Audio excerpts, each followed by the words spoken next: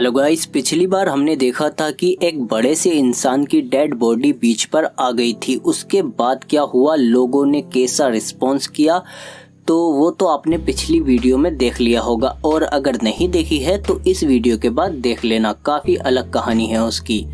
क्योंकि आज इस वाली वीडियो में हम देखेंगे कि इस बार एक विशाल इंसान जिंदा आ जाएगा। हालांकि दोनों मूवी और सीरीज अलग अलग हैं पर थीम लगभग एक है।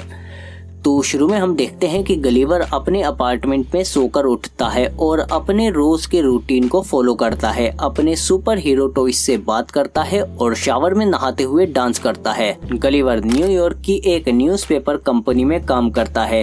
एक दिन गलीवर नए एम्प्लॉय से मिलता है जिसका नाम डैन होता है और वो उसे दोस्त बना लेता है और गलीवर उसका बॉस होता है क्योंकि वो उससे सीनियर है मेलिंग डिपार्टमेंट में।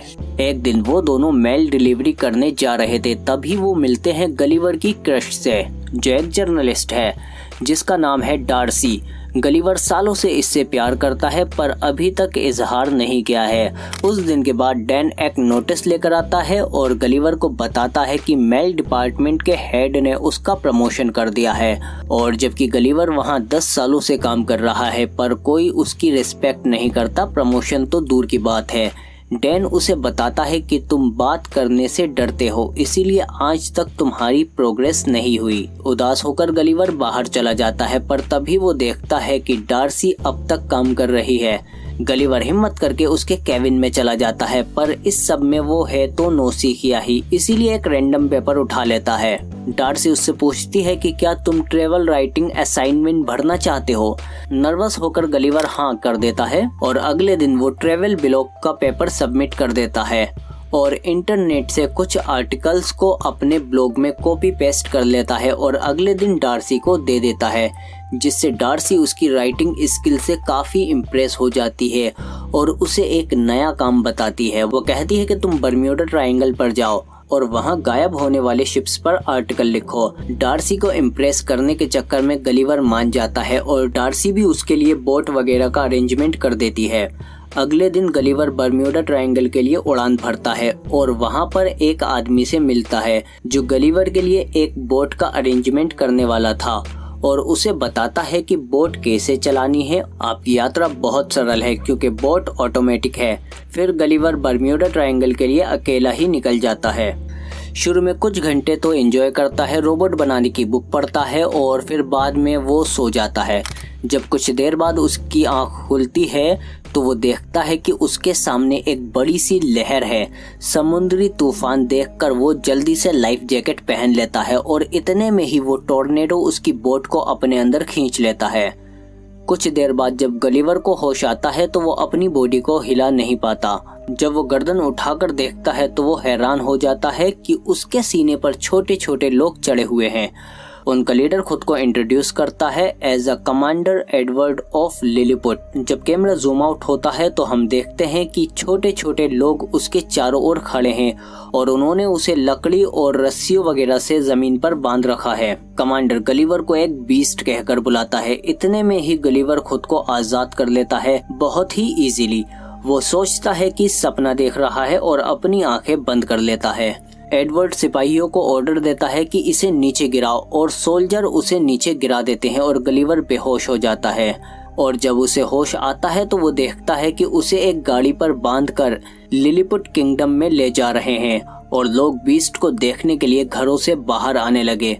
और वहां पर गलीवर को लिलीपुट के राजा थियोडोर के सामने पेश किया जाता है। पर राजा की बेटी प्रिंसेस मैरी उसकी हालत पर काफी अफसोस करती है और एडवर्ड से पूछती है कि इसके साथ इतनी सख्ती करना जरूरी है। एडवर्ड बताता है कि यह हमारे दुश्मन राज्य ब्लेफूजिया का जासूस है। और फाइनली गलीवर बोलता है और राजा से पूछता है कि मैं कहां पर हूं, जिस पर राजा का सेक्रेटरी बताता है कि तुम दुनिया के सबसे महान साम्राज्य लिलीपुट में हो। अगले सीन में हम देखते हैं कि गलीवर को एक जेल में बंद कर दिया गया है। वहां वो एक और कैदी से मिलता है जिसका नाम होता है होरेशियो और इन दोनों को यहाँ पर एडवर्ड ने ही कैद किया है। फिर वहाँ एडवर्ड आ जाता है और उसे धमकाता है कि अगर वो चाहे तो उसे जिंदगी भर कैद में रख सकता है।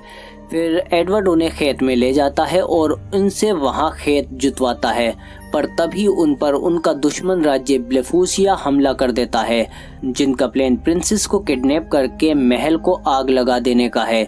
एडवर्ड महल की तरफ भागता है और सिपाहियों को आदेश देता है कि कोई राजकुमारी को नहीं बचाएगा, उन्हें सिर्फ मैं बचाऊंगा।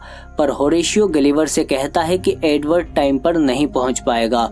तो फिर गलिवर इजीली ब्लेफूशियन सोल्जर को उठाकर नीचे फेंक देता है और प्रिंसेस मैरी को बचा लेता है, पर राजा और उनका सेक्रेटरी आग में फंस जाता है। जल्दबाजी में राजा को बचाने के चक्कर में गलिवर महल पे पेशाब कर देता है। आग बुझते ही लोग तालियां बजाने लगते हैं और राजा को बचा लिया जाता है। इसके बाद राजा ने होरेशियो को आजाद कर दिया और गलिवर का शुक्रिया करके उसे रात की दावत पर बुलाया जाता है। ये सब देखकर एडवर्ड को बहुत गुस्सा आ रहा होता है। राजा ने गलिवर से पूछा कि तुम कहाँ से हो। गलिवर ने बताया कि मैं मैनहट्टन से हूँ। गलिवर पहली बार खुद को हीरो महसूस कर रहा था, इसीलिए उसने खुद को प्रेसिडेंट बता दिया और सबने उस पर विश्वास कर लिया, सिवाय एडवर्ड के। इसके बाद लिलीपुट के लोगों ने एडवर्ड के लिए एक बड़ा सा घर बनाया ताकि वो न्यूयॉर्क की तरह यहाँ पर रह सके। गलिवर ने एक थिएटर भी बनाया ताकि पूरा किंगडम उसमें बैठ सके और उन्हें डूबते हुए टाइटैनिक का ड्रामा दिखाया और बताया कि ये सब उसके साथ हुआ है। उसकी इतनी झंड जिंदगी देखकर सब हैरान रह गए। एडवर्ड ने पूछा कि तुम बच कैसे गए इसमें, तो गलिवर ने कहा कि मुझे बचा लिया गया था।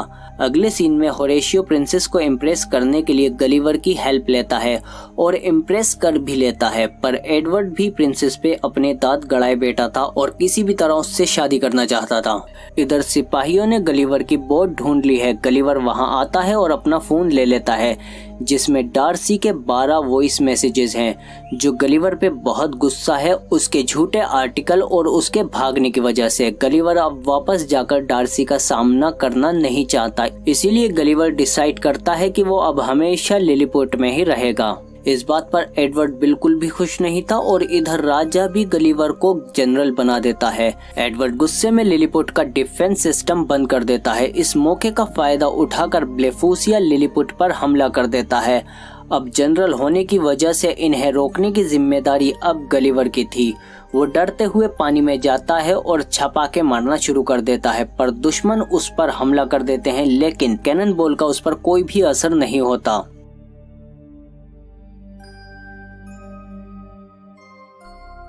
फिर वो दुश्मन को पकड़कर लिलीपुट के बाहर निकाल देता है।